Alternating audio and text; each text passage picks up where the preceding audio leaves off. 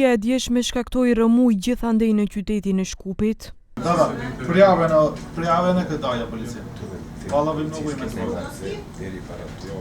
Kjo bëri që telefoni në qendrën për menaxhime kriza të mos ndalej, me çka ky institucion ka pranuar mbi 12.000 thirrje për ndihmë.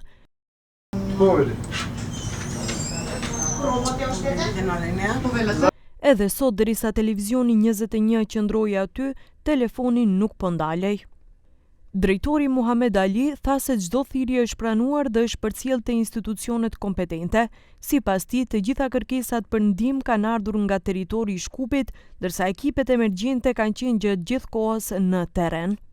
Ekipet në terren intervenuan dhe sanuan të gjithë domat që ishin në komunën e Çajirit, por edhe në komuna të tjera.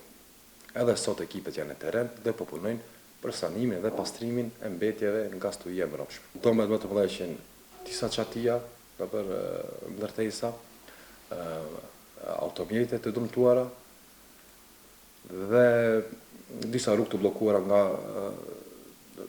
fryma e madhe që ka qenë, ka dëmtuar disa drunj, por aty edhe parket e gjelbërim intervenuam deri në mëngjes dhe ato gjithë janë pastruar dhe janë sanuar. Muaji korrik është edhe sezoni kur aktivizohen zjarret, për të cilat Aliu theksoi se situata mbetet nën kontroll. Sipas tij, sistemi I ri për detektimin e hershëm të zjarreve po mundson reagim shumë më të shpejt, duke identifikuar brenda pak sekondash vendodhjen e zjarrit dhe mënyrën më efikase të ndërhyrjes, qoftë nga ajri apo nga toka. Realisht kemi mbi 40 lokacione. Besoj se në vitin e ardhshëm qeveria do të na përkrahë të implementojmë në gjithë shtetin tonë. Sistemi na njofton brenda 20 sekundave se ku është zjarri në cilën lokacion.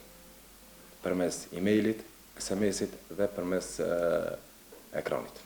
Nga qendra për menaxhime kriza apelojnë që qytetarët të vazhdojnë të raportojnë në numrin 112 në çdo rast emergjent, duke theksuar se reagimi I shpejtë mbetet kyç si për pasojat e motit të lig, ashtu edhe për parandalimin e përhapjes së zjarreve.